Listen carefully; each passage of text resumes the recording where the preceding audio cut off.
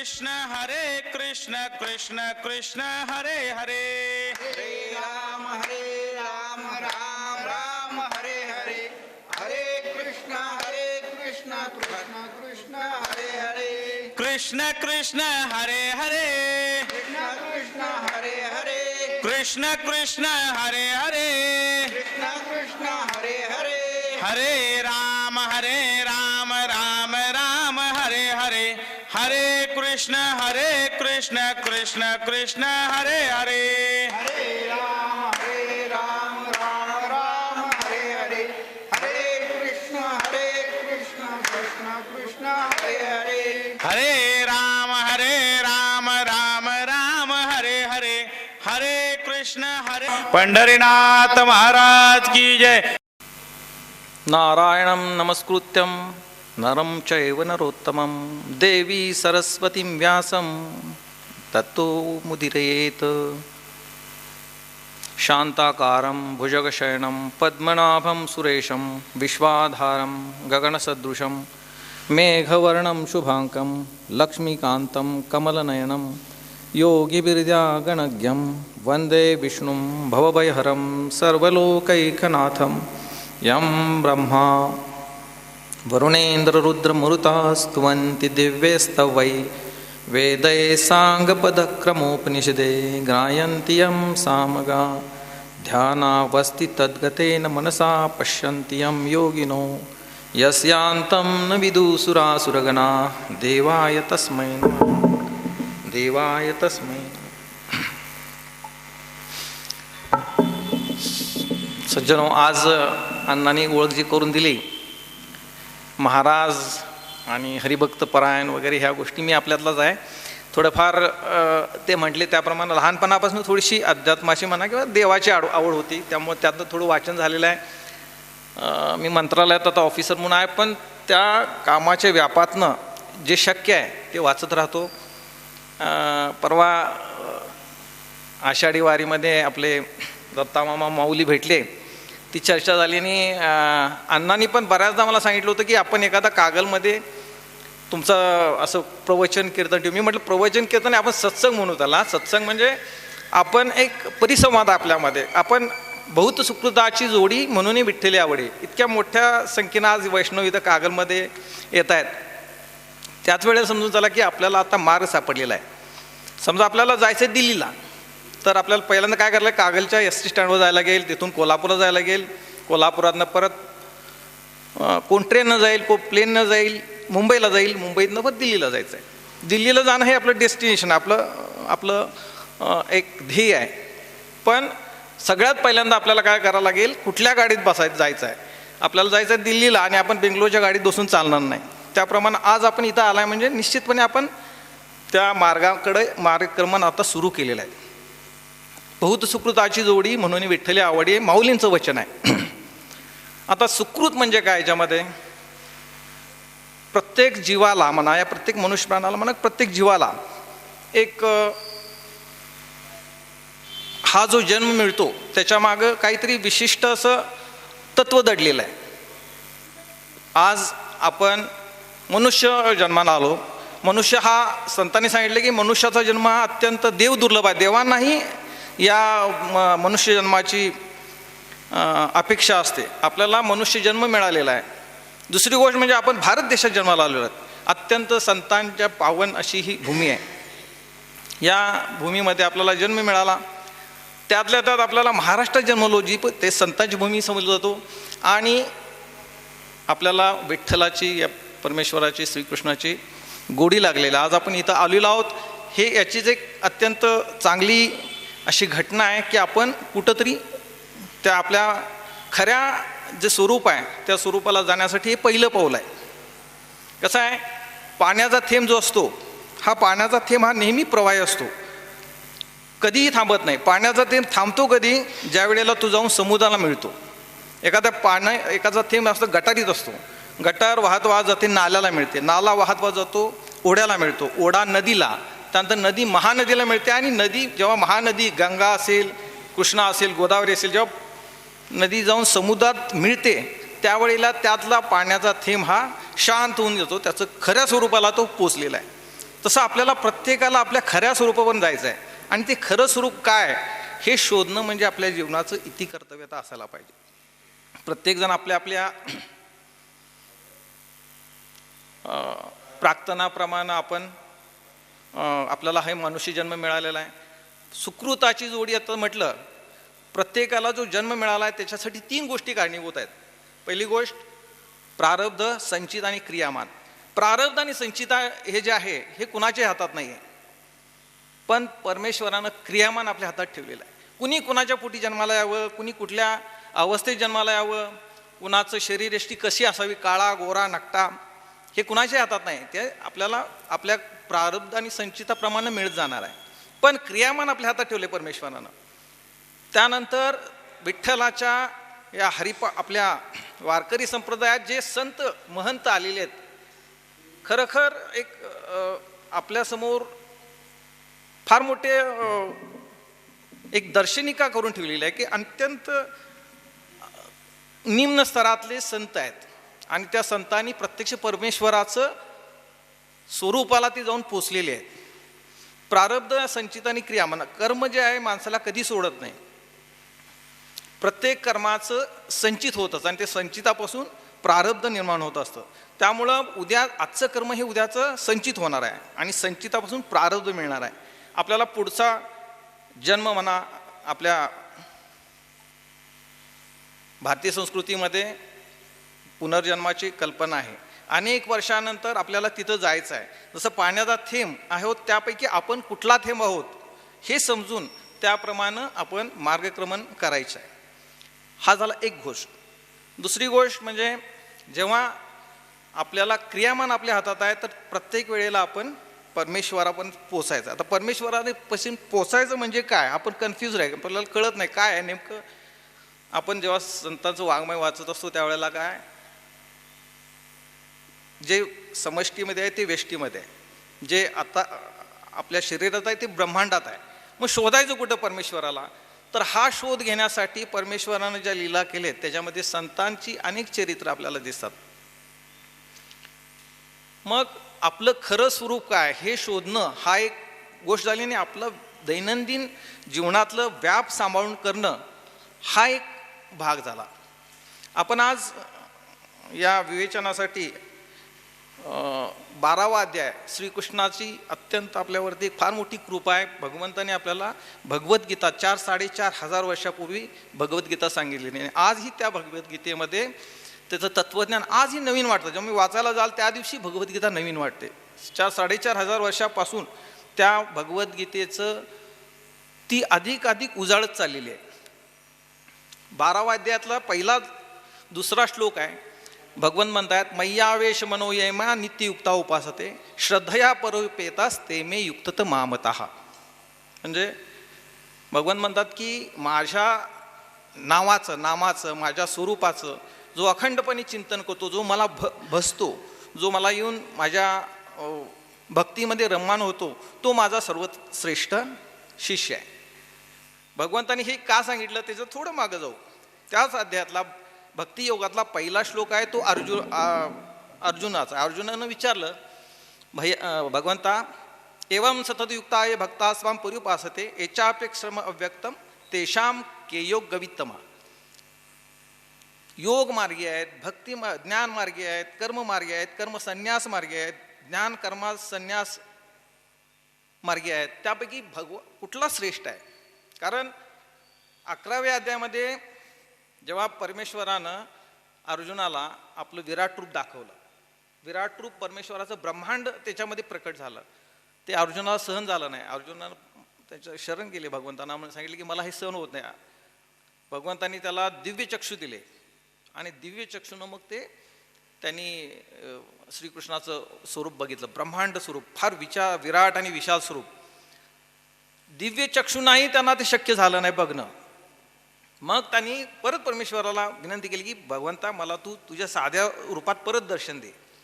आणि हा विषय संपल्यानंतर जेव्हा 12व्या अध्यायात येतं त्यावेळेला ते म्हणतात की भगवंता तू मला आत्तापर्यंत ह्या सगळ्या गोष्टी सांगितलास, त्यामध्ये खरा मोठा कोण, मला तू कर्ममार्गाचं पण सांगितलास, ज्ञानमार्गाचं पण सांगितलास, योग मार्गाची पण माहिती देतोयस, खरं तुझं स्वरूप म्हणजे कुठल्या मार्ग हा सोपा राहील त्यावेळेला भगवंतांनी हा श्लोकामध्ये सांगितलंय, मय्या आवेश मनो येमा नित्ययुक्ता उपासते.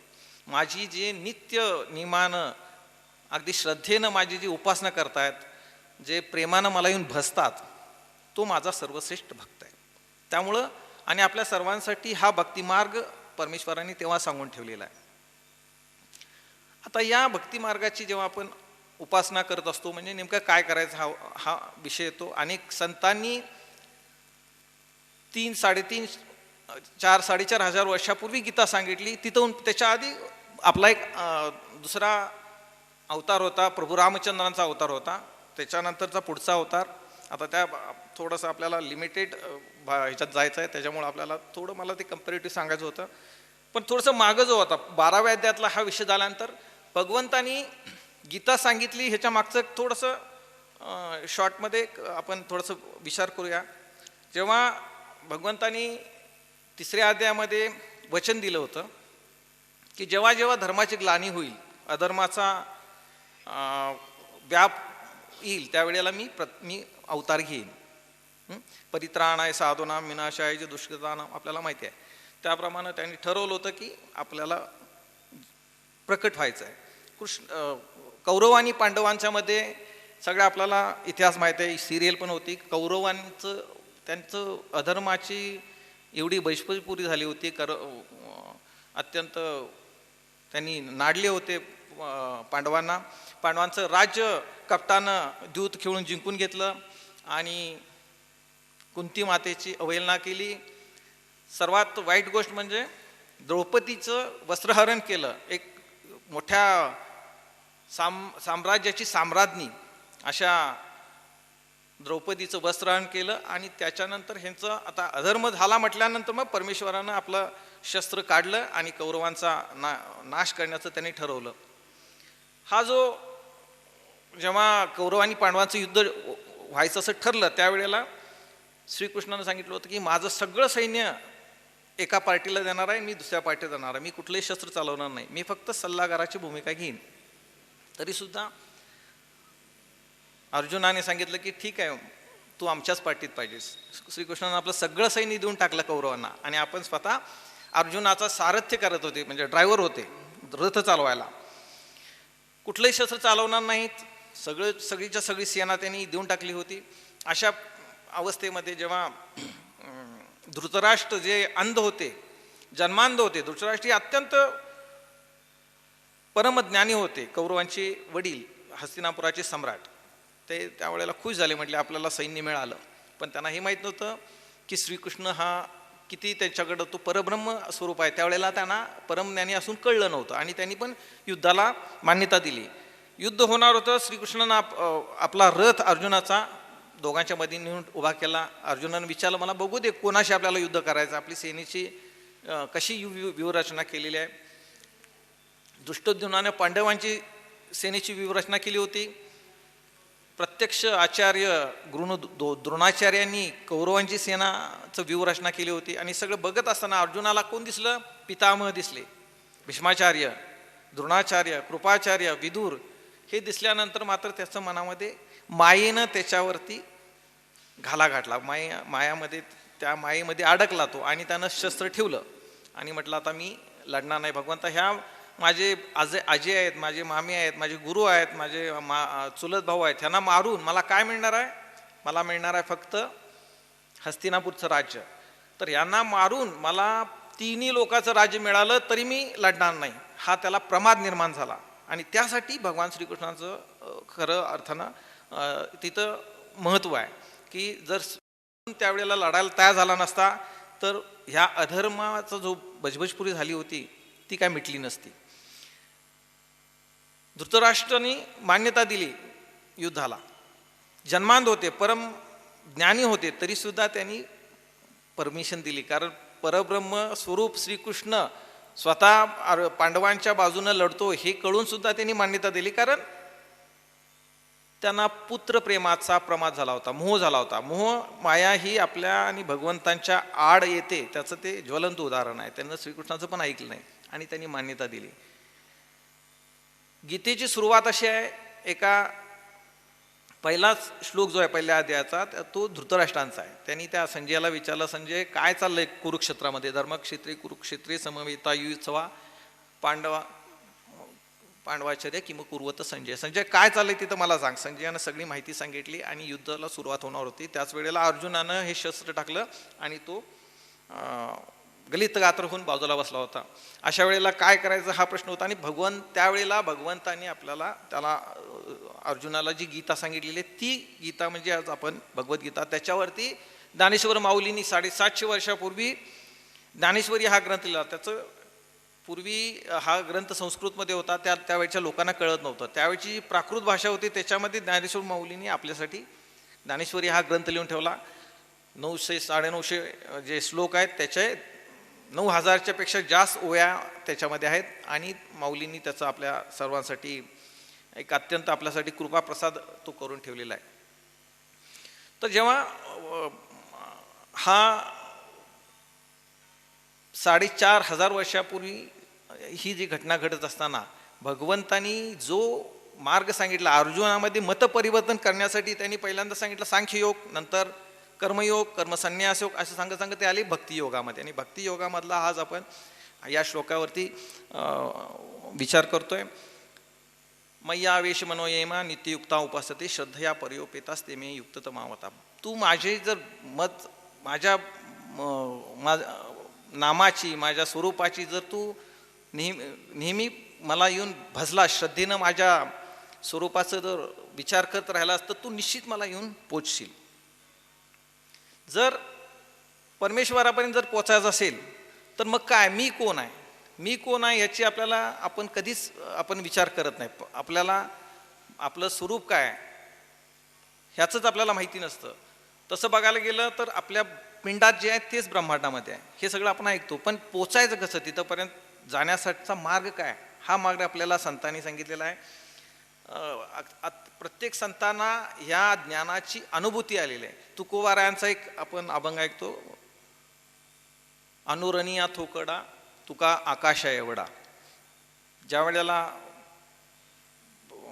विज्ञानात आता सुरू आहे संशोधन, फार वर्षापूर्वी रेणूचा शोध लागला. रेणू हा सगळ्यात सूक्ष्म कण आहे म्हणून. त्यानंतर पुढं गेल्यानंतर अणूचा शोध लागला. रेणूपेक्षा अणू छोटा आहे. अणूमध्ये प्रोटॉन, न्यूट्रॉन, इलेक्ट्रॉन ह्याचा शोध लागला. आणि आता शोध लागला की त्याच्यापेक्षाही लहान कण आहेत. म्हणजे जिथं विज्ञानशास्त्र संपतं तिथं अध्यात्म सुरू होतं. त्यांनी त्या कणाला सुद्धा नाव दिलं आता देवकण, गॉड पार्टिकल म्हणतात.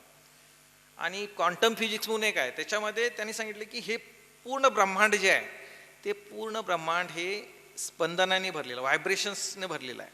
तर तुकोबारायने सांगितलं की अनुरणिया थोकडा तुका आकाशा एवढा. मग आपल्याला परमेश्वरापर्यंत जायचं आहे हे एवढं आपल्याला देखा पहा. आपल्याला साधारणपणे 80-90-100 वर्षाचं आयुष्य आहे, तेवढे श्वास आपले ठरलेले आहेत.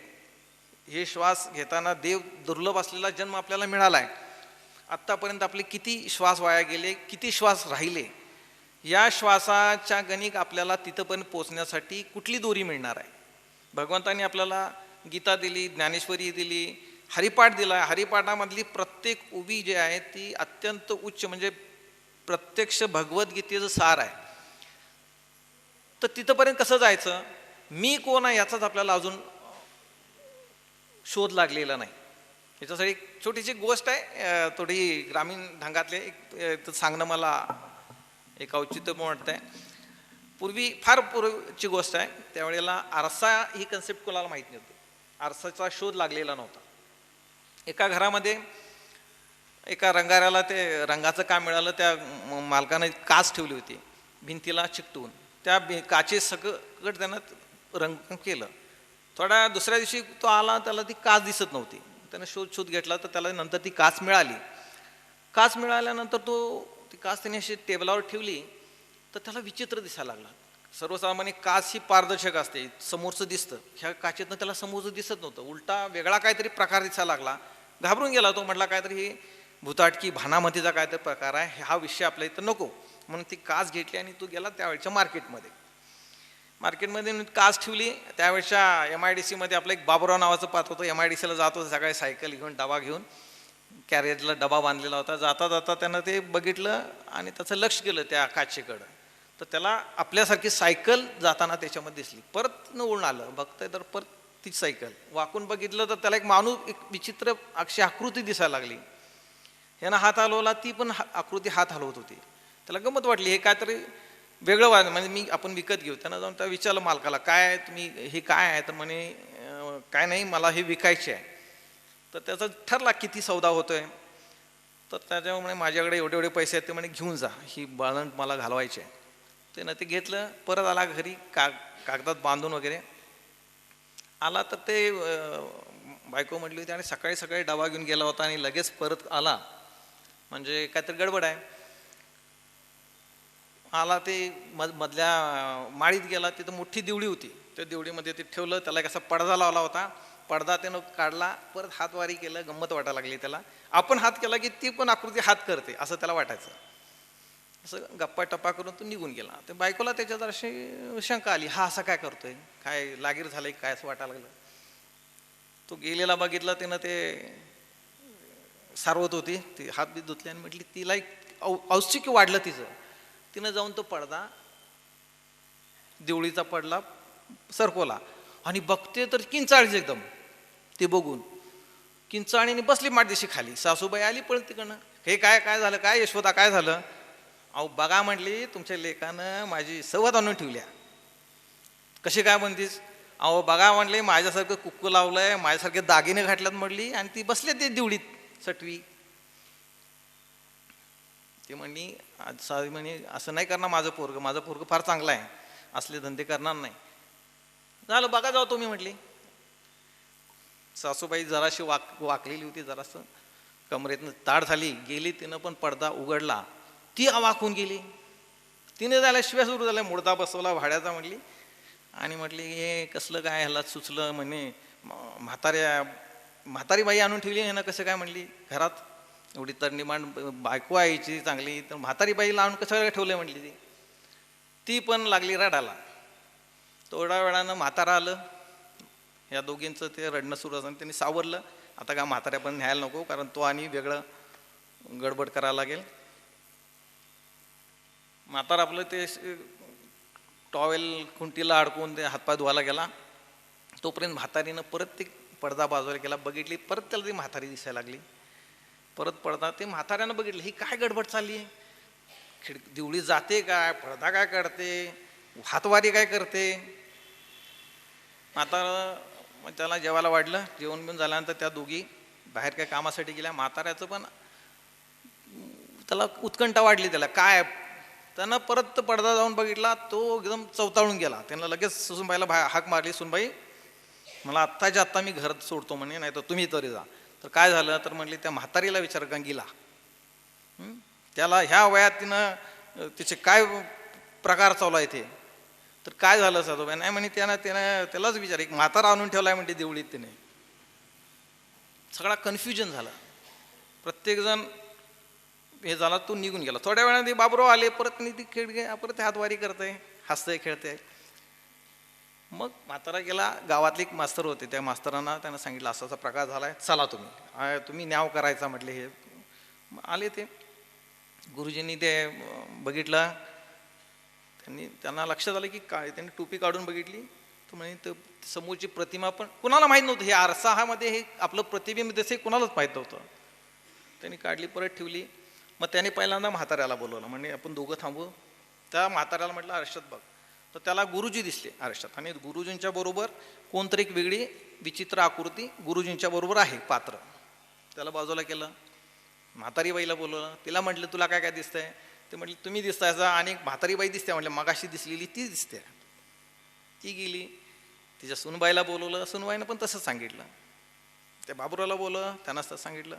मग त्यानं सगळ्यांना एकत्र बोलवलं. आता काय काय दिसतंय? तर सगळ्यांना 4 या प्रकृती दिसायला लागली आणि एक वेगळी हे दिसायला लागली. गुरुजी दिसत आहेत, वडील दिसतात, आई दिसते, त्याची बायको दिसते, आणि वेगळा कोणतरी दिसतोय.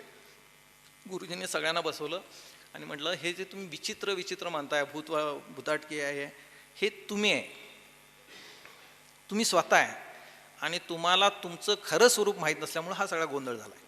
तशी सगळी अवस्था आपली झालेली आहे. आपण कोण आहे हेच माहीत नाही आपल्याला. आपण मी म्हणजे कोण आहे, माझं डोकं आहे, माझं केस आहे, माझं शरीर आहे, माझं घर आहे, माझी बायका पोरं आहेत, माझं समाज आहे, माझं ऑफिस आहे, माझी गाडी आहे, माझे बंगले आहेत, ह्याच्यामध्ये आपण गुरफटून राहिलो. ज्या क्षणी आपला शेवटचा श्वास, बाहेर गेलेला श्वास जर आत आला नाही तर पुढच्या क्षणी कुठल्याही सातबाऱ्यावरची जमीन त्या मसनवाट्यात तिथं घालायला येत नाहीत कुणी. कुठले तुमचे बंगले 10-4 फ्लॅट आहेत, 2-4 गाड्या गॅरेजमध्ये आहेत. ज्या क्षणी तुमचा श्वास संपतो त्यावेळेला तुम्ही पण राहत नाही. उद्या तुमच्या घरचे कोण आले तर म्हणतील बॉडी हलवा लवकर, वास यायला लागला. ही अवस्था आहे. पण आपल्याला असं वाटतं की आपण अजरामर आहोत, आपण ताम्रपट घेऊन आलो की अनेक वर्ष आपल्याला जगतोय. आपल्याला अत्यंत मर्यादित स्वरूपाचं आयुष्य मिळालेलं आहे. ईशावासी उपनिषद आहे, एक उपनिषदातलं पहिलं एक रुची आहे. ईशावासीम इदम सर्वम जगदिदम यत्किंचित जगत्यान जगत तेन त्यक्तेन भुंजित मा गृध कस्य स्विद्धनम. याचा अर्थ असा आहे की हे संपूर्ण विश्व, हे ब्रह्मांड आहे, हे ब्रह्मांड त्या नियंत्याच्या मालकीचं आहे, परमेश्वराच्या मालकीचं आहे. आपण इथं फक्त विश्वस्त आहोत. जसं आपण मुंबईला जात असताना ट्रेनचं तिकीट काढतो, आपल्याला एक स्लीपर क्लास असेल किंवा फर्स्ट क्लास असेल किंवा 3 टायर AC असेल, आपल्याला कोच मिळालेला असतो, तर आपल्याला असं वाटत असतं की ही माझी जागा आहे. पण ज्या क्षणी जेव्हा तुमचं दादर येईल, भेटील, आपण उतरून जातो त्यावेळेला त्या सीटवरचा आपला हक्क संपलेला असतो.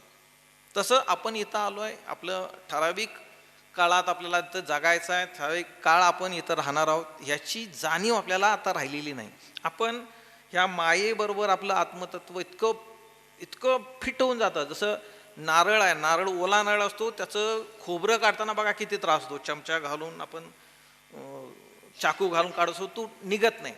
ज्या क्षणी तो नारळ वाळतो त्यावेळेला आपोआप त्या करवंटीपासून तो नारळ खोबरं डिटॅच होतं आणि कधीही चिकटत नाही. मग तसं ज्या क्षणी आपल्याला आपलं खरं स्वरूप काय, परमेश्वराचं स्वरूप काय ह्याची जेव्हा ज्ञान होईल त्यावेळेला आपण ह्या सगळ्या मायाजाळातनं, मोहपाशातनं सुटून जातो. मग परमेश्वरानं सांगितलंय दुसऱ्या अध्यायामध्ये सांख्ययोग सांगितलं आहे. सांख्ययोग म्हणजे योगी लोकांचं. ज्ञानेश्वर माऊली हे खरं म्हणजे योगमार्गी होते. आपला गुरुपरंपरेच्या श्लोकामध्ये आहे, आपण हरिपाठ म्हणतो, त्याच्यामध्ये गोरक्षाने बोध, मच्छिंद्राने बोध गोरक्षसी केला, गोरक्ष बोईला गहिनी प्रति गहिनी प्रसादे निवृत्तीनाथ असं वगैरे वगैरे. त्याच्यानंतर अजपाजपाचा उल्लेख केला. अजपाजप उलट प्राणाचा निर्धारू असे. फार अवघड साधना आहे ती. अजपाजप म्हणजे तिथं अनाहत नाद ब्रह्म असतो. तिथं अनाहत म्हणजे 2 गोष्टी जेव्हा कोलॅप्स होतात, येतात, जेव्हा आपण पखवाजवरती हात मारतो त्याच वेळेला आवाज निर्माण होतो. जगातली कुठली गोष्ट ज्या वेळेला कोलिजन होतं, जेव्हा टक्कर होते त्यावेळेला आवाजाची निर्मिती होते. पण ह्या अनाहत ब्रह्मामध्ये, ह्या अजपाजपामध्ये हा अनाहत ब्रह्म असतो. आणि ती साधना दुसऱ्या अध्यायात सांगितली. ती आपल्या दृष्टीनं फार मोठा विषय आहे. तो यम, नियम, प्राणायाम, प्रत्याहार, ध्यान, धारणा आणि समाधी. बरेच लोक हे त्या अंतिम ध्येयापर्यंत पोचलेले आहेत, पण माया इतकी कडक असते. आपल्याला जड भरताची पण एक कथा आहे. थोडंसं कथा मी का सांगतो, हा विषय थोडासा व्यापक आहे आणि तो त्या भगवंतांनी अनेक मार्ग सांगितले, त्यापैकी सगळ्यात सोपा मार्ग म्हणजे आपला भक्ती मार्ग आहे. तो जड भरत हे अत्यंत उच्च अवस्थेला गेले होते, ध्यान, धारणा आणि समाधीमध्ये पोचले होते, तुर्यावस्थेत असायचे. पण ज्या क्षणी काही क्षणासाठी ते असे, हे जेव्हा योगी लोक काय असतात, तुर्यावस्थेत अनेक वर्ष जगतात आणि अनेक वर्ष तुर्यावस्थेत राहतात. काय थोडेफार भोग राहिले म्हणून ते पृथ्वीवर जन्माला आलेले असतात. त्यावेळेला त्यांना असं दिसलं की एका वाघानं एका हरणीवरती झडप घातली आणि ती हरणी त्यावेळेला गरोदर होती.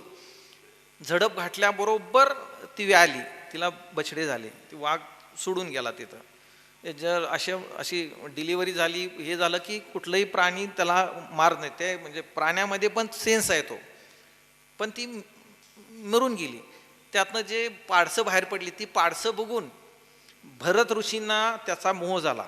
त्याने ती पाडसं आणली, आपल्या आश्रमात त्याचं पालन पोषण केलं आणि हळूहळू पाडसं खेळायला लागली. ते एवढे रमून गेले की ते त्यांचा योग अवस्था विसरून गेले. साप शिडीसारखा एकदा तिथून ते डायरेक्ट खाली आले आणि परत त्यांना दुसरा जन्म घ्यायला लागला. तितके वर्ष त्यांना त्या हरणाच्या जन्माला गेले. परत तो जन्म झाल्यानंतर त्यांना परत ती मुक्त अवस्था प्राप्त झाली. आपल्याला प्रत्येकाला जसा पाण्याचा थेंब आहे, तो पाण्याचा थेंब जसा समुद्रात जाऊन मिळाला, तसं आपल्याला आपलं प्रत्येकाचं ध्येय, डेस्टिनेशन ते आहे. प्रत्येक जीवाचं ध्येय ते आहे. जोपर्यंत आपल्याला तिथं जात नाही तोपर्यंत आपण अस्वस्थ आणि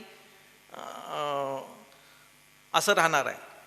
जसं आपण मीठ खातो, मीठ हे सायंटिफिकदृष्ट्या NaCl म्हणतात. सोडियम आणि क्लोरीन हे संयुग, सोडियममध्ये 1 इलेक्ट्रॉन जास्त असतो आणि क्लोरीनमध्ये 1 इलेक्ट्रॉन कमी असतो. त्यामुळे दोन्ही अस्वस्थ असतात. जेव्हा ते दोन्ही जवळ येतात त्यावेळेला त्यांचं संयोग होतं आणि त्यातून मीठ बनतं. तसं आपण सुद्धा अस्वस्थ आहे. जोपर्यंत आपल्याला परब्रह्माचे तो ज्ञान होत नाही तोपर्यंत आपण आपल्या ह्या रहाटगाड्यात फिरत राहणार आहे. चांगली गोष्ट अशी आहे की आज आपण इथे येतो, सप्ताह करता, वारीला जाता, भजन करता, संकीर्तन करता. कारण पुढं जाऊन सांगतो भगवंतानी नामाचं फार मोठं महत्त्व सांगितलं आहे. 12व्या मैयावेश मनोयमा आपला जो आता श्लोक घेतला त्याच्यामध्ये त्यांनी सांगितलं की प्रत्येक माणूस हा तिथं माझ्या स्वरूपाला येणारच आहे, पण तो कधी येणार आहे हे त्याच्या हे जे मी मागे सांगितलं की प्रारब्ध, संचित आणि क्रियामान आपल्या हातात आहे. आपण त्या क्रियामानाच्या आधारे जर आपण तिथं पोचलो तर आपण ह्या सुतावरनं त्या स्वर्गापर्यंत जायची आपल्याला एक परमेश्वरानं आपल्या हातात ती एक गोष्ट ठेवलेली आहे. त्याच्याशिवाय भगवंताची आपल्यावरती एवढी कृपा आहे. 4,500 वर्षापूर्वी हे महाभारत घडलं, पण आता अलीकडच्या 1000 वर्षामध्ये, माऊली 750 वर्ष झाली, त्याच्यानंतर हा पंथ आपला जो सुरू आहे 1000 वर्षापासूनची परंपरा आहे. या संत परंपरेतला प्रत्येक संताचं जर आपण उदाहरण घेतलं, हे प्रत्येक संत हा भक्ती मार्गानं आपल्या इप्सितापर्यंत, आपल्या ध्येयापर्यंत पोचलेला आहे. आणि हे संतांचा जर आपण विचार केला तर अत्यंत तळागाळातल्या, अत्यंत खालच्या स्तरातल्या अशी संत आहेत. संत चोकोबाराय महार समाजातले होते, नामदेव महाराज शिंपी समाजातले होते, संत गोरोबा काका कुंभार समाजातले होते, सेना न्हावी समाजातले होते. सगळ्या समाजातल्या संतांना घेऊन त्यांनी आपल्याला सांगितलेलं की तुम्ही कुठल्या माऊली, ज्ञानेश्वर माऊलींचं आयुष्य इतकं खडतर होतं, 21 वर्षाचं आयुष्य त्यांचं, पण वयाच्या 5व्या-6व्या वर्षी आईवडिलांनी शिक्षा स्वतःला घेतली, देहांत प्रायश्चित्ताची. समाजानं त्यावेळेला त्यांना वाडीत टाकलं, अस्पृश्यासारखं वागवलं होतं. त्यांना जेवायला खायला मिळत नव्हतं, तरीसुद्धा त्यांनी आपल्या क्रियामानातनं, अर्थात त्यांचं संचित आणि प्रारब्ध तेवढं मोठं होतं, त्याशिवाय होणार नाही. 14व्या वर्षी ज्ञानेश्वरीवरती ग्रंथ लिहिला त्यांनी, भगवद्गीताची टीका ग्रंथ ज्ञानेश्वरी 14व्या वर्षी लिहिला आणि 21व्या वर्षी संजीवन समाधी घेतली त्यांनी. त्यांना कळून आलं की आज आपला आता अवतार कार्य संपलेला आहे, जीव आणि शिवाचा संगम होण्याची वेळ आलेली आहे, म्हणून त्यांनी संजीवन समाधी घेतली. आपल्याला प्रत्येकाला त्या ठिकाणी जायचं आहे, फक्त आपल्याला मार्ग सापडणं गरजेचं आहे. आपला तुम्हाला मार्ग सापडलेला आहे. इथं येता परमेश्वराच्या नामाचं एकदा गोडी लागली. आणि गंमत अशी आहे की योग मार्गी आहेत, अनेक मार्गामध्ये मंत्रदीक्षा असते. ही मंत्रदीक्षा ही अत्यंत गुप्त पद्धतीची असते. मंत्र कधी सांगायचा नाही म्हणून सांगितलं जातं, कारण त्या मंत्राचं महात्म्य कमी होतं म्हणून. गंमत अशी आहे, वारकरी संप्रदायामध्ये तुकोबारायांनी आपल्या गुरुपरंपरेच्या ह्याच्यामध्ये आपला गुरुपरंपरा सांगितलेली आहे. सांगा,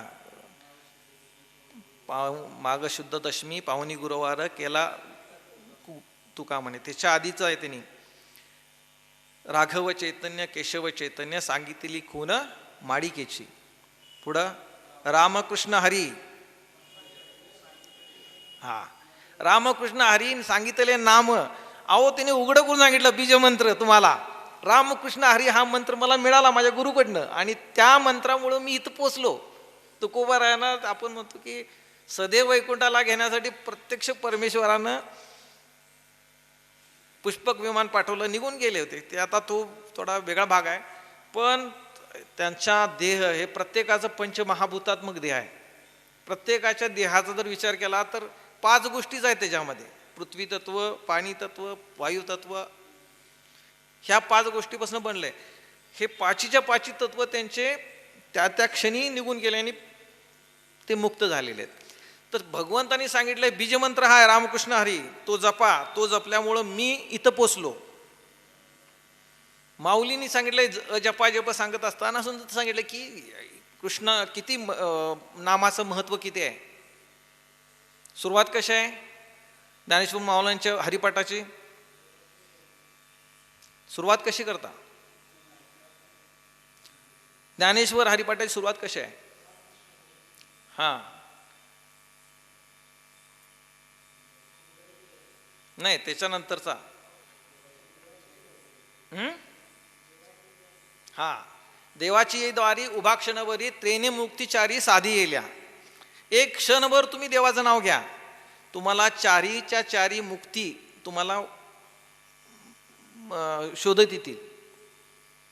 भगवंतांच्या ह्या योग मार्गामध्ये भक्तियोगामध्ये 8 सात्विक भाव सांगितलेत. 2रा अध्याय योग मार्ग आहे, त्याच्यामध्ये 8 सिद्धी आहेत आणि इथं 8 सात्विक भाव आहेत. जेव्हा तुम्ही योग मार्गानं अभ्यास करता, योगी जेव्हा अभ्यास करत असतात, फार कठीण मार्ग आहे. प्राणायाम करत, प्रत्याहार करत, प्राणायामचा एकदा तुमच्या श्वासावर नियंत्रण आलं की मग मनावर नियंत्रण मिळतं. मन आणि श्वासाचा फार जवळचा संबंध आहे. जेव्हा तुम्ही मनावरती श्वासावरती नियंत्रण मिळवता, जेव्हा तुम्ही पळून येता, रागानं येता किंवा एखादी कुठली आपला अहंकार किंवा कुठली भावना किंवा कुठलंही आपलं वासना जेव्हा वाढते, त्यावेळेला बघा आपला श्वास जोरात चाललेलो असतो. श्वासाचं आणि प्राणाचं आपलं रक्ताभिसरणाची क्रिया जास्त सुरू असते. म्हणून डॉक्टर तुम्हाला बीपीचे जेव्हा डायग्नोसिस होतं त्यावेळेला तुमचा राग आणि भावना अतिरेक व्हायला लागल्या की आपलं बीपीचं हे वाढत असतं आणि हार्ट अटॅक होऊन जातो. गुठळ्या होतात रक्ताच्या. प्राण आणि रक्ताभिसरण, प्राण आणि हृदय यांचा फार जवळचा संबंध आहे. तर भगवंतांनी हा म्हणून हे योग मार्ग जे आहेत हे श्वासाच्या साह्यानं तिथंपर्यंत पोचत असतात. तर प्राणायाम करत असताना मन प्रत्याहार जेव्हा करत असतो, मन एखाद्या हे ध्यानधारीतला एक विषय निघाला म्हणून सांगतो की हे काय करतात, एखाद्या नामावरती किंवा एखाद्या मूर्तीवरती, मूर्ती नसते पण ते अनाहत ह्याच्यावरती हे करत असताना म्हणजे एकाग्रता करत असताना मन हे निघून जातं. क्षणभर केले एकाग्रता की ते निघून जातं, परत ते घेऊन यायचं, परत ते ठेवायचं, त्याला प्रत्याहार म्हणतात. असं करत करत ध्यान, धारणा आणि समाधी अशा अवस्थेला जात असताना मग जेव्हा तो माणूस, तो साधक एका ठराविक पदाला पोचतो त्यावेळेला त्याला सिद्धी मिळायला सुरू होते. 8 सिद्धी आहेत. कुणाला भविष्य कळतं, कुणाला भूतकाळ कळतो, कुणाला आणखीन काय. ह्या जेव्हा सिद्धी मिळायला लागतात त्यावेळेला मग लोक जमा होतात, चमत्कार, महाराज होतात ते, महाराज चमत्कार. आणि जेव्हा एकदा महाराज व्हायला लागले की चमत्कार व्हायला लागला की तो हळूहळू ह्या मार्गानं जातो आणि त्या व्यवहारात फार त्याच्यामध्ये अडीअडचणी आहेत. म्हणून भगवंतांनी माऊलींनी सांगितले की हा मार्ग जो आहे योग मार्ग त्याच्यासाठी फार मोठी साधना आहे. एकतत्व ना दृढधरी म्हणा नाही, त्या ह्याच्यामध्ये पण सांगितलं की 7 5 3 दशकांचा मेळा. हा तरीही मनाचा निर्धारू असे. म्हणजे हे करत असताना मनाचा तुमचा निर्धार अत्यंत पाहिजे तरच तुम्ही त्यामध्ये तराल. पण ह्याच्या उलट त्यातच सांगितले माऊलींनी की नाम घ्या, नाम घ्या आणि नाम करत असताना बाकी तुम्हाला कुठल्या विशिष्ट अशा वेगळ्या साधनेची गरज नाही. भगवान जेव्हा विष्णू आणि नारदांचं एक गोष्ट सांगितली जाते की नारदांनी विचारली की माझा तुमचा सगळ्यात जवळचा आवडता भक्त कोण. त्यांना अपेक्षित होतं की तू आहेस म्हणतील. महाराजांकडे तो चाललाय शेतकरी, तो माझा फार आवडता शिष्य आहे, भक्त आहे. ते म्हटले कसं काय महाराज, मी इतकं नारायण नारायण 24 तास मी नारायण नाव घेतो तरी तुम्ही त्याला म्हणता. आणि नारदा एक काम कर, त्याने एक त्याच्या हातात दिवा दिला, ते पूर्ण तेलानं भरलेला होता, हे घे आणि म्हणे एक प्रदक्षिणा घालून ये, मग तुला मी पास करतो. ते आले घालून, अशी प्रदक्षिणा घेऊन आले, एकही थेंब त्यांनी सांडला नाही. आले तिथं आणि मग म्हणता बघा एक थेंब सांडला नाही, आता मला मार्क्स द्या म्हणे, मी पास झालो. ह्या प्रदक्षिणेमध्ये तू नारायण नारायण माझं नाव किती वेळा घेतलंस नाम? तर म्हणे नाही महाराज, पूर्ण माझं एकाग्रता तेलाकडे होती सांडूनी म्हणून मी तुमचं नाव घ्यायला विसरलो. तो माझा भक्त आहे शेतकरी, हा दिवसभर काबाड कष्ट करतो आणि करत असताना माझं नाव घेतो, संध्याकाळी भजनाला जातो, प्रवचनाला जातो, माझं नाम संकीर्तन घेतो, विठ्ठल म्हणतो, माळ घालतो, माझ्या नामाच्या गजरात तो आपलं देहभान विसरून जातो. ह्या भक्तिमार्गात एक अष्टसात्विक भाव, जेव्हा तुम्हाला परमेश्वराचं नाव घेतलं, आनंद जेव्हा भजन करत असतो त्यावेळेला तुमच्या अंगावर रोमांच उभारायला लागले, काटायला लागला, डोळ्यातनं पाणी यायला लागलं, आवाज कापरा व्हायला लागला, की समजायचं आपली प्रगती सुरू आहे. ह्याला अष्टसात्विक भाव म्हटलं जातं. हे टप्पे आहेत. कुठल्याही बाबाकडे जाऊन आपली ही करायची गरज नाही. आपण स्वतः आपल्या गुरु व्हायचं, आतून आपल्याला मार्गदर्शन होत असतं. ज्या वेळेला तुम्ही साधनेला सुरू होता त्यावेळेला परमेश्वर स्वतः तुम्हाला येऊन मार्गदर्शन करत असतो. भगवंतांचे हे जे वारकरी संप्रदायात संत परंपरा आहे, ह्या संत परंपरेमध्ये मगाशी सांगितल्याप्रमाणे अनेक प्रकारचे संत आहेत. संत चोखोबारायांचा एक प्रसंग आहे, आता तुम्हाला इथं सांगायचा फार मोह होतोय. चोखोबारायांचा एक अभंग आहे. धाव घाली विठू आता चालू नको म्हणत, बडवे मज मारी ते ऐसा काहीतरी अपराध. विठ्ठलाचा हार तुझ्या कंठी कसा आला, शिव्या देऊन म्हणती महारा देव बाटविला. प्रसंग असा आहे, महार समाजातले होते चोखोबाराय, कधीही त्यांना मंदिरात प्रवेश नव्हता.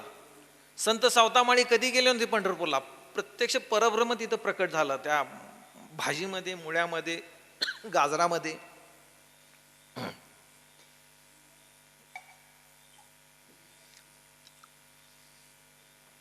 संत चोखोबाराय रोज काकडा होण्याच्या पूर्वी संपूर्ण मंदिराचा परिसर साफ करायचे, साफसफाई करायची, गटर साफ करायचे आणि लांब जाऊन बघत बसायचे कळसाकडं. आपण सगळे जातो पंढरपूरमध्ये, जेव्हा वारीच्या इथं दर्शन मिळत नाही, पण कळसाचं दर्शन घेतलं, पंढरीची माती घेऊन इथं लावलं तरी आपल्याला समाधान होतं. त्याचप्रमाणे समाधान व्हायचे, तिथंच बसायचे.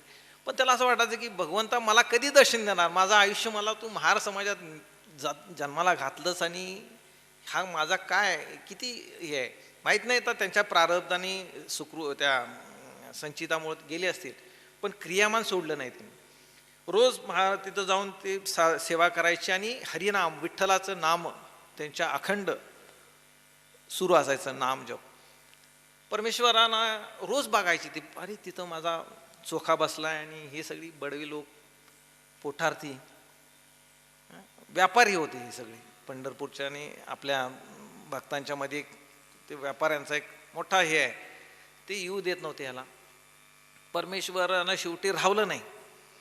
काकडा व्हायच्या आधी हे सगळे प्रातर्विधी, आंघोळा भिंगोळा घराला गेल्यानंतर बडवे लोक महाराज उतरले, विटेवरनं खाली उतरले, विटेवरनं उतरले, सरळ बाहेर आले, उमरा ओरंडला, बाहेर गेले, जिथं चोखोबाराय बसले तिथं गेले.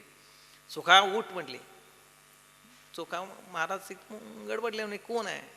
अरे मी आलोय स्वतः. बघितल्यानंतर म्हणे परमेश्वरा पांडुरंगा, माझा विश्वास पण बसत नाही. म्हटले का विश्वास बसत नाही? मी स्वतः आलोय रे म्हटले. पाय धरले, पायानं उचललं आणि छातीशी कवटाळलं. म्हणे तुझी चोखा, तुझी जागा इथं आहे, पायाशी नाही. म्हटले आपल्या गळ्यातला कंठा उतरवला, त्याच्या गळ्यात घातला आणि म्हणे आता हे बडवी लोकेतील काकडा सुरू होईल, मी जातो म्हणे. मला तुझं दर्शन घ्यायचं होतं, जसे तुला माझं दर्शन घ्यायची इच्छा होती ना, तशी आज तुझं दर्शन घ्यायची माझी इच्छा झाली, म्हणून मी आलो. निघून गेले. थोड्या वेळाने सगळे बडवे आले, ते सुरू झालं काकडा आरतीच्या आधीची सगळी तयारी. त्यातले एका बडव्याच्या लक्षात आलं की भगवंताच्या गळ्यामध्ये कंठा नाही आहे. सगळे सुरू झाले, कोण आहे? अरे कोल होता काल शिंदडीचा तिथं हे करायला म्हणे रात्रीचं कोणाची ड्युटी होती, सगळी चौकशी झाली. तो म्हणे मी नाही नेलं बाबा, बघा इकडं बघा तिकडं बघा, सगळं शोधाशोध झाली. रात्री कंठा होता, आताच नाही आहे. संपूर्ण मंदिर शोधलं, मंदिरचा परिसर शोधला. परिसर शोधत असताना एका बडव्याला तिथं चोखोबारा बसली, थंडी वाजत तसे बसले होते कुडकुडत. त्यांनी जाऊन विचारलं, हे चोक्या उठ, केलंच का साफसफाई? केली म्हणे महाराज. आणि त्यावेळेला त्यांना तर चकाकताला कंठा दिसला. कंठा दिसल्याबरोबर त्यानं सगळ्या बडव्यांना बोलवलं, या म्हणे सापडला चोर सापडला. प्रत्येकजण काठ्या लाट्या घेऊन आले. टच करत नव्हती कोणी त्याला, लांबूनच काठीनं मारायला सुरुवात केली. कंठा दे म्हटले, काठीनं जसं कंठा काढून ठेवला तिथं. त्याला आता शुद्ध करायचं होतं कंठ्याला आणि मारायला सुरू केली. भरपूर मार दिला. त्यावेळेला चोखोबारायांना हा आतून आलेला अभंग आहे. धाव घाली विटो आता चालू नको मंद, बडवे मज मारिती असा काहीतरी अपराध, विठ्ठलाचा हार तुझे कंठी कैसा आला, शिव्या देऊनी म्हणती महारा देव वाटविला. भगवंता मी कुठं देव बाटवायला आलो, तुझं मंदिर बाटवायला मी कुठं आलो होतो म्हणे. हे बडवे मला मारतायत आणि तूच वाचव मला आता. त्या प्रसंगानंतर आतमध्ये काकड्याची तयारी करणारे एका सज्जन बडव्याला एक प्रकार दिसला की त्या मातीच्या पत्थराच्या डोळ्यात, मूर्तीच्या डोळ्यातनं अखंड धारा वाहत होत्या. त्याला काय कळना, त्यानं 2-3 वेळा पुसलं ते पाणी राहिलं असेल म्हणून, पण तो प्रवाह थांबत नव्हता पाण्याचा. मागं हात लावून बघितलं तर पाठीवरती मूर्तीच्या वळ दिसायला लागले, हाताला लागायला लागली वळ. काहीतरी वेगळा प्रकार आहे. तो बाहेर आला तर इथं चोख्याला मार बसत होता. त्याने थांबवलं आणि मारू नका, आणि ते सगळा प्रकार त्यांना सांगितला.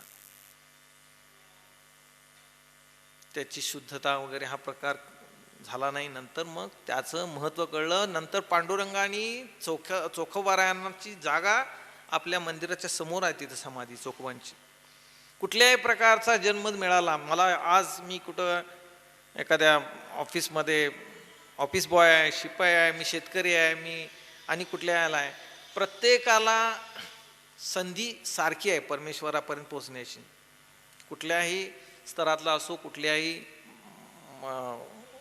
जातीतला असो, कुठल्याही धर्मात, कुठल्याही देशातला असो. फक्त आपल्याला मगाशी म्हटल्याप्रमाणे एक आपण अत्यंत सद्भागी आहोत की आपण मनुष्य जन्माला आलो पहिल्यांदा. जर आपण कुठल्या कुत्र्या मांजराच्या पोटी जन्माला आलो असतो तर आज इथं बसून हे ऐकण्याची, हे परमेश्वराचं नाम संकीर्तन करण्याचं जमलं नसतं. 184 योनी फिरून आपल्याला परत इथे यायचं. मग इतकं चांगलं, आणि इथं भारतात जन्मलो, महाराष्ट्रात जन्मलो, कोल्हापुरात जन्मलो, कागलमध्ये जन्मलो, किती मोठं भाग्य आहे. हे जर भाग्य आपण मातांच्याकडे असू दे की तुमच्याकडे असू दे, हे आपल्याला, आपण डायरेक्ट एस्केप होऊ शकतो. ह्या जन्मातनं आपण डायरेक्ट परब्रह्म स्वरूपात विलीन होऊ शकतो. म्हणजे एखाद्या गटारातल्या पाण्याचा थेंब सूर्यप्रकाशामुळं त्याचं बाष्पीभवन झालं, तो ढग झाला आणि तो डायरेक्ट जाऊन समुद्रात पडला, शांत झालं. ती अवस्था आपल्याला येऊ शकते. आणि त्यासाठी भगवंतानी आपल्याला नाम जाऊ दे, प्रत्यक्ष मला वाटतं तुकोबारायांनी रामकृष्ण हा बीजमंत्र ओपनली सांगितला, आणि ते केला तर तुम्ही निश्चितपणे त्या परब्रह्म स्वरूपाला पोचणारा. इतकं संतांची कृपा आहे आपल्यावर. मग या वेश मनोयमा नित्ययुक्ता उपासते, हे जे श्लोक आहे हा पूर्ण भगवद्गीतेमधलं सर्वात मोठं तत्व त्याच्यामध्ये आहे असं मला वाटतं. कारण कर्मयोग सांगितला. कर्मयोग म्हणजे आपण रोज कर्म करतो. कर्म करताना माणसं, कुठल्याही माणसाला कर्म सुटलेलं नाही. आयुष्यभर कर्म करणं, आणि एक कर्म केलं की त्याचं दुसरं संचित तयार होतं, त्या संचिताचं परत कर्म येतं, परत त्या कर्माचं संचित होतं. ही अखंड चालणारी प्रोसेस आहे. उपजेते नाशे नाशले पुनरपी देशे, हे गटिका यंत्र तैसे परिभ्रमेगा. ह्या फेऱ्यात आपण गुरफटून राहिलो आहोत, आणि ह्यातनं सुटण्याचा मार्ग म्हणजे परमेश्वराला जाऊन मिळणं. आणि त्यांनी सांगितलंय एकतत्व नाम दृढधरी मना, हरिसी करुणा येईल तुझी. हे नाम सोपे रे रामकृष्ण गोविंद. इतकं इतकं सोपं करून सांगितलंय आणि आपल्याला वाटतं की अध्यात्मशास्त्र म्हणजे फार मोठं काहीतरी आहे, फार मोठी संस्कृती आहे. ही हरिपाठ जो आहे तो आपण रोज म्हणणारी मी आता वारीमध्ये जातो, रोज हरिपाठ म्हणतात, आज पण सुरू आहे तुमचं हरिपाठ. पण हरिपाठातली एक ओवी त्याच्यावर तुम्ही फक्त चिंतन करत राहा. काय माऊलींनी सांगितलं ह्याच्यामध्ये? माऊलींनी सांगितलं की एक तरी ओवी अनुभवावी, ओवीचा अनुभव घ्या. आपण म्हणतो पाठ आहे मला हरिपाठ, पण काय सांगितले माऊलींनी? त्याच्या मागचा मतितार्थ काय? संतांची इतकी मोठी आपल्यावरती कृपा आहे, पण आपला सगळा घडा आहे पालताय, त्या घड्यात काय पडतच नाही आहे. तो घडा आपण एकदा सरळ करून घेऊ. आजपासून ठरवून दे की परमेश्वर हरिपाठाच्या प्रत्येक उभीमध्ये फार मोठं तत्वज्ञान लपले. आणि भगवंतांनी सांगितले की नाम आणि नाम संकीर्तन ह्याच्याशिवाय दुसरी साधना कुठली नाही आहे. आहे साधना सगळ्या, पण सोपी आपल्याला प्रत्येकाला तिथं पोचता येण्यासारखी साधना आहे. म्हणून भगवंतांनी सांगितलं की मत मय्यावेश मनोयेमा नित्ययुक्ता उपासते श्रद्धया पर्योपेतास ते मे युक्त मामता. तू फक्त माझं नाव घे, मला फक्त श्रद्धेनं भज, आणि मग तू काही कर, खरोखर काही कर. म्हणजे वाईट काम करू नको हे पण सांगितलेलं नाही आहे. पण जेव्हा तुम्ही रामकृष्ण हरी आणि नाम संकीर्तन करायला जातात त्यावेळेला तुमच्या मनाची अंतून शुद्धता व्हायला लागते. तुम्ही कृष्ण हरी रामकृष्ण हरी जो मंत्र असेल तुमचा, काही लोक स्वामी समर्थांचा करते, जो असेल, तेव्हा त्या मनाची तुमची शुद्धता होत जाते. तुम्हाला चोरी करायची इच्छाच होणार नाही. संतांनी असं कुठे सांगितलं तुम्ही दुष्कर्म करणं थांबवण्यापेक्षा हे करा. हे झालं की आपोआप तुमची शुद्धता होत जाते आणि निश्चितपणे तुम्ही माझ्यापर्यंत येऊन पोहोचणार आहे. इतका ठाम विश्वासपूर्वक आणि शपथेपूर्वक सांगितलेलं आपल्याला भगवंतांचं या संत महात्म्यांचं आपल्यावरती कृपा आहे. जेव्हा आता ह्या संतांच्या मध्ये पण किती आत्मीयता होती, किती. आम्ही एकदा ट्रेनमधनं जात असताना काय म्हणायचे की हे संत ज्ञानेश्वरांना काही ठराविक लोकांनी मोठं केलंय, तुकोबारायांना हे, म्हणजे हे संतांच्या मध्ये सुद्धा काही लोकांची मेंटॅलिटी असते. ज्ञान देवे रचिला पाया तुका झालास हे कळस. ज्ञानेश्वरांना पायाच म्हणतात हे लोक. त्यावेळेला त्यांना मी एक गोष्ट सांगितली की तुम्ही जे सांगत असता, तुकोबारायांचा एक अभंग आहे दुसरा, कुठला? ज्ञानियांचा राजा गुरु महाराव म्हणती ज्ञानदेव तुम्हायसे, मज पामरासी काय मोठेपण पायीची वाहना पायीवरी. त्याच्या मागचे पार्श्वभूमी सांगतो, बहुतेक तुम्हाला माहिती असेल कदाचित. ज्ञानेश्वर माऊली 750 वर्षापूर्वी त्यांचं अवतार कार्य झालं. ते 21 वर्ष त्यांनी संजीवन समाधी घेतली आळंदीमध्ये आणि त्यांचं ते कामाचं होतं. त्यांचं एक आपल्या वारकरी ज्ञानेश्वरी वाचून त्यांचं फार माऊलींच्याबद्दल भक्ती होती त्यांना. आणि त्यांना असं वाटायचं की माऊलींनी संजीवन समाधी घेतलेली आहे, तर माऊलींनी मला प्रत्यक्ष साक्षात्कार द्यावा, मला गुरुमंत्र द्यावा असं त्यांना वाटत होतं. आणि फार तळमळीनं त्यांनी सांगायला सुरू केलं की माऊली मला तुम्ही दर्शन द्या, मला मंत्र द्या, गुरुदीक्षा द्या. माऊलींना पण ते पोचलं त्यांच्यापर्यंत. आणि शेवटी माऊलींनी त्यांना स्वप्नात गेले आणि स्वप्न दृष्टांत दिला की तू देहूला जा, देहूमध्ये तुकोबार आहेत, त्यांना शरण जा, ते तुझ्यावर कृपा करतील आणि तू तुझ्या तुझ्या ध्येयापर्यंत पोचशील. तू गडबडून गेला म्हणे. तुकोबारायांचं कसं काय सांगतात, पण शेवटी माऊलींचा शब्द आहे म्हणून ते गेले तुकोबारायांना शोधायला. आळंदीतनं आले देहूला. देहूला आल्यानंतर तुकोबार ते भंडारीच्या डोंगरावरती आपले विठ्ठला विठ्ठला विठ्ठला चालू होतं त्यांचं. ते गेले आणि नमस्कार केला. म्हणे नमस्कार नका करू माऊली, बोला बसावं असं केलं. मला मंत्र द्या, गुरुमंत्र, माझ्यावर कृपा करा.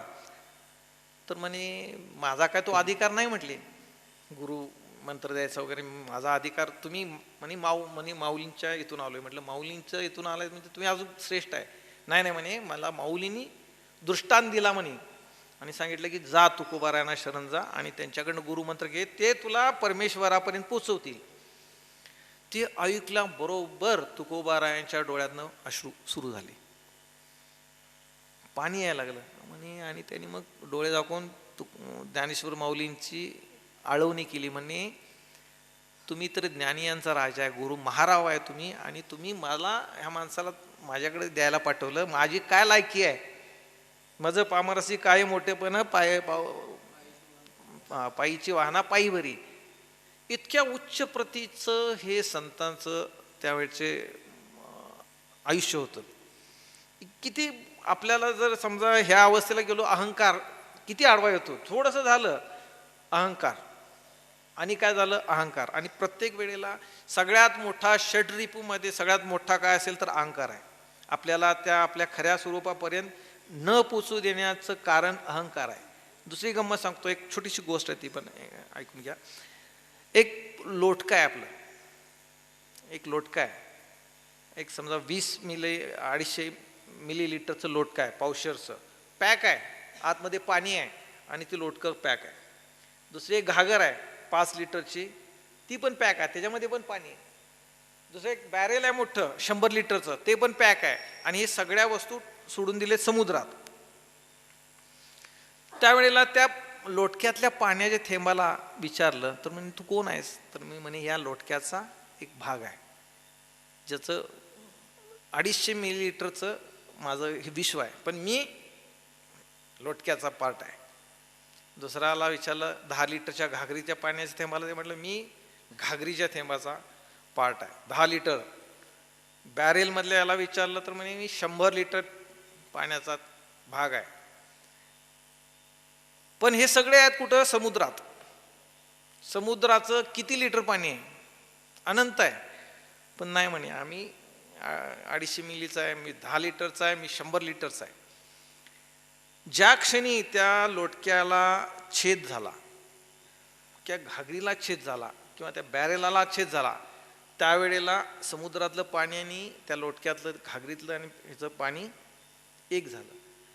त्यावेळेला परत विचारलं, त्यावेळेला काय सांगेल, लोटक्यातलं पाणी काय सांगणार आहे, तेव्हा काय सांगणार आहे, लोटक्याचं छेद गेला, समुद्रात आहे, छेद गेला. त्यावेळेला लोटक्यातल्या पाण्याची अवस्था काय झाली, मी समुद्राचा भाग आहे म्हटलं ते. आता कोण आहेस तू, मी समुद्राचा भाग आहे. 10 लिटरच्या बॅरेलपेक्षा किती तर मोठा आहे. घागरीमध्ये छेद झाला, ती म्हणे मी आता विश्वाचा भाग आहे. तसा मी आज ह्या पंचमहाभूतात्मक देह बसलो, मी बसलोय माझ्या 5 ह्या पिंडात अडकून. अरे तुझं तत्व काय, समष्टी आहे, व्यष्टीत्मत्व पूर्ण कॉस्मिक आहे. माझं तत्व जे आहे, माझ्या शरीरात किती तत्व आहेत, 5 पंचमहाभूताची 5 तत्व आहेत. एक आहे आत्मतत्व, प्रत्येकामध्ये आहे. कुत्र्या मांजरांच्या मधला देह सुद्धा ह्या 5 तत्वांनी बनला आहे. त्याच्यामध्ये सुद्धा आत्मतत्व आहे, ते आपलंच आहे. ज्या वेळेला आपल्या आत्मतत्वाला कळेल की मी परब्रह्माचा अंश आहे, त्यावेळेला काय वेगळं करायची गरज नाही. एक मोठी काच आहे 100 बाय 100 फुटाची, ती आपल्या अंगणात लावली, त्याच्यामध्ये बघतोय आपण, ती किती सूर्य दिसणार त्याच्यामध्ये, 100 बाय 100ची काच आहे, आरसा आहे, किती सूर्य दिसणार, ठेवलं तर एकच दिसणार. ती काच फोडली, ती 100 तुकडे केले, त्यावेळेला किती सूर्य दिसतील, 100 दिसतील. 1000 केले, 1000 सूर्य दिसणार आहेत. तसं प्रत्येकामध्ये तत्व आहे, तेच तत्व आहे. अगदी 2 मिलीमीटरच्या काचेमध्ये जो सूर्य दिसतो, तोच सूर्य 5 मिलीमीटर 5 मीटरच्या किंवा त्याच्यामध्ये तोच सूर्य दिसणार आहे. अत्यंत छोट्या काचेच्या मध्ये जे प्रतिबिंब दिसतं सूर्याचं, तेच प्रतिबिंब किती मोठ्या काचेमध्ये ते दिसणार आहे. तसं प्रत्येकामध्ये आत्मतत्व एकच आहे. फक्त ते तत्व म्हणजे ते आहे हे माहीत नाही. हे जेव्हा कळेल त्यावेळेला आपल्याला काही करायची गरज नाही, ते ज्ञान झालं. जसं एका घरात म्हणा किंवा तुमच्या खोपीत दोरी पडल्या आणि माणसाला साप आला म्हणून मारायला, तर आजूबाजूची माणसं पण आले काटे घेऊन मारायचं, आत जायची कोणाची हिंमत विना. सगळेजण बसले, काच आहे केवढं मोठं आहे माहीत नाही, किडका आहे का नाग आहे माहीत नाही, म्हटले आता काट्या घेऊन आलेत पण हिंमत होत नाही कोणाची जायची. त्याच वेळेला वीज चमकली. वीज चमकल्याबरोबर त्याचं एखादं लक्ष गेलं त्याच्यामध्ये. त्या विजेच्या प्रकाशात त्याला काहीतरी दिसलं. त्याला काय दिसलं? दोरी दिसली. त्याला ज्ञान झालं ही दोरी आहे. जर का त्याला नंतर कोणी सांगितलं साप आहे, त्याला पटेल का? नाही पटणार. पण ज्यांना दिसलेलंच नाही ते साप साप साप म्हणून काट्या घेऊन मारायला तयारच आहेत. म्हणजे जोपर्यंत आपल्याला आपल्या खरं स्वरूपाचं ज्ञान नाही तोपर्यंत आपण ते अशी अवस्था आहे आपली. पण ज्या क्षणी एखादी लाईट वीज चमकते किंवा कुठले गुरु असेल परंपरेत असेल ह्या ह्याच्यामध्ये कुणी आपल्याला, आणि प्रत्येकाला गुरु ही काय कुठली व्यक्ती नाही आहे, गुरु ही एक शक्ती आहे. कुठल्याही स्वरूपात गुरु कधीही येऊन तुम्हाला तुमच्या प्रगतीसाठी तुमच्या ह्याच्यासाठी ज्ञान देऊन जातो. फक्त ते ज्ञान घ्यायची आपल्याला कुवत पाहिजे. आपली डोळं आणि हे सगळं चॅनेल्स ओपन पाहिजेत. कुठल्याही स्वरूपात येऊन जाईल. म्हातारा येईल आणि कोण वेडा येईल, भिकारी येईल, एखादा म्हातारा माणूस येईल, खरोखर एखादा दाढीवाला साधू पुरुष येईल. फक्त साधूनीच येऊन आपल्या डोक्यावर हात ठेवावं मग मला ज्ञान होईल असं नाही. परमेश्वर ही एक फार मोठी खरोखर एक वेगळी गोष्ट आहे की गुरु ही कुठलीही व्यक्ती नाही आहे. गुरु ही परमेश्वराची एक शक्ती आहे आणि त्या शक्तीच्या आधारे तो आपल्याला प्रत्येकाला खेचत असतो. आपण इथं आलाय म्हणजे प्रत्येकाची दोरी आता श्रीकृष्णाच्या हातात आहे. तो तुम्हाला वाया इकडं तिकडं जाऊ देणार नाही, खेचणार. बाजूला जायला लागलं खेचत असतो तो. फक्त त्याच्या नामावरती श्रद्धा ठेवा. त्याच्यामध्ये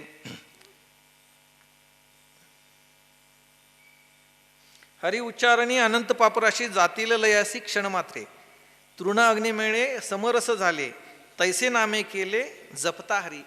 जशी गवताचं एखादं गवताची पिंडी वाळलेली आपण अग्नीत टाकतो त्यावेळेला काय होतं, क्षणार्धात त्या ह्याचं साफ होऊन जातं, ते राख होऊन जाते.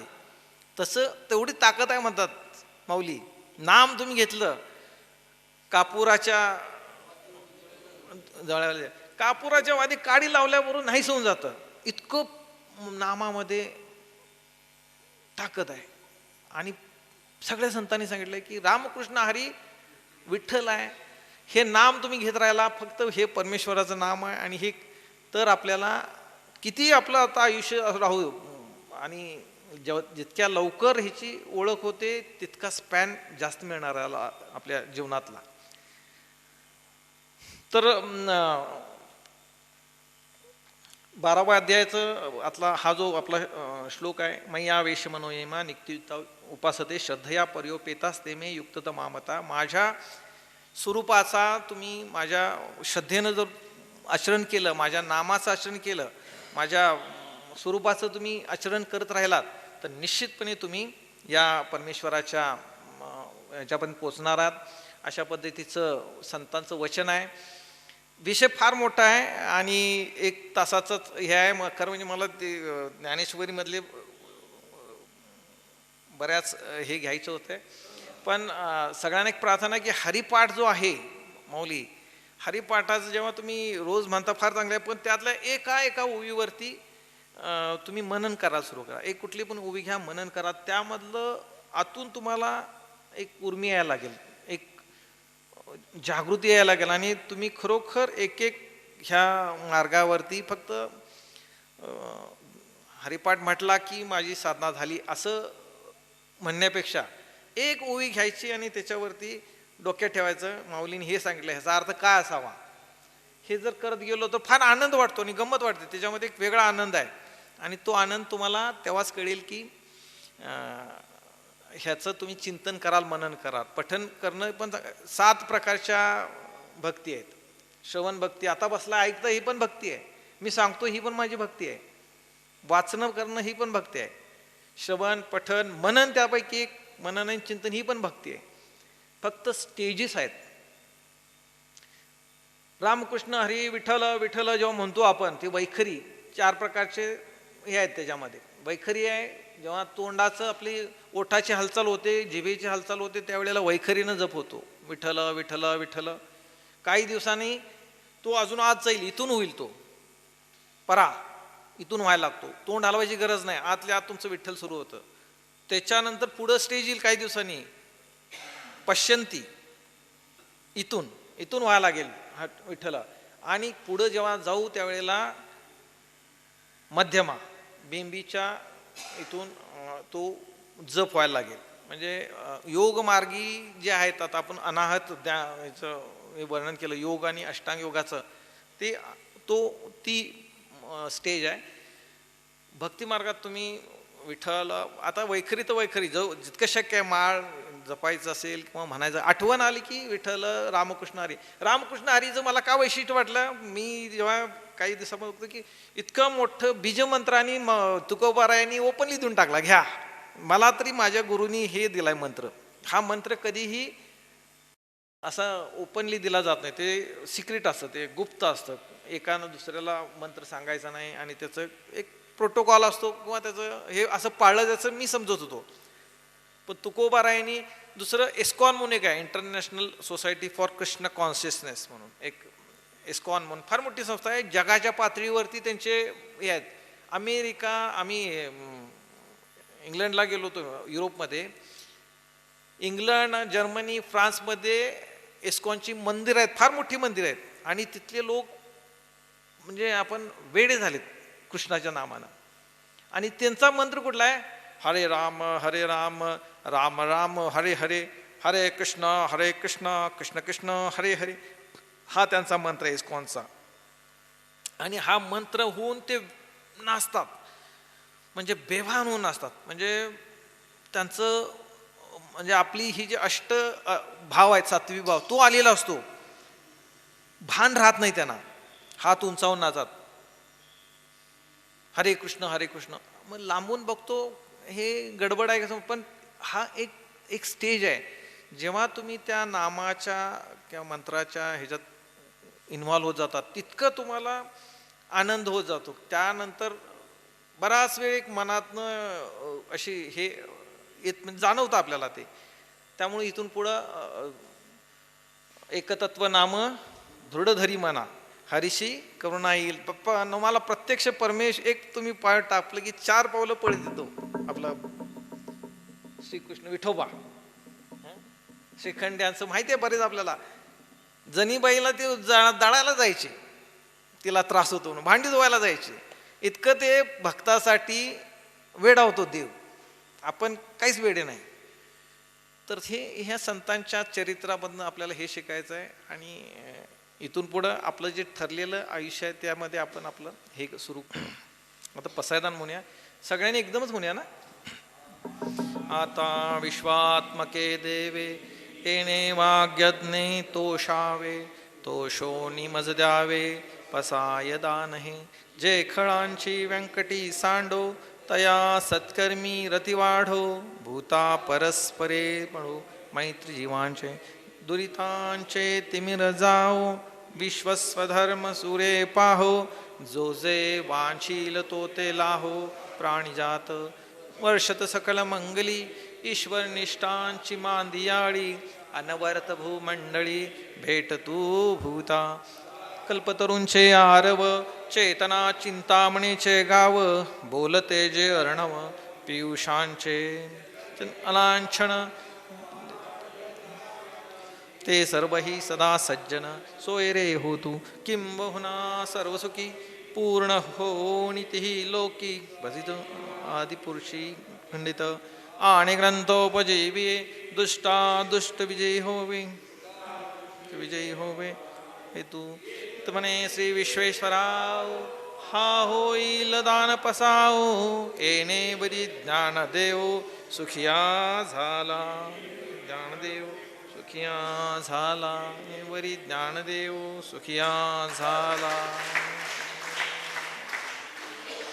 हरी विठ्ठल श्री ज्ञानदेव तुकाराम पंढरीनाथ महाराज की जय. महाराज की जय. राम राम राम हरे हरे, हरे कृष्ण कृष्ण कृष्ण हरे हरे. हरे राम राम राम हरे हरे, हरे कृष्ण कृष्ण हरे हरे कृष्ण कृष्ण हरे हरे कृष्ण कृष्ण हरे हरे कृष्ण कृष्ण हरे हरे हरे राम राम राम हरे हरे हरे कृष्ण कृष्ण कृष्ण हरे हरे हरे राम राम राम हरे हरे हरे कृष्ण कृष्ण कृष्ण हरे हरे हरे राम राम राम हरे हरे हरे कृष्ण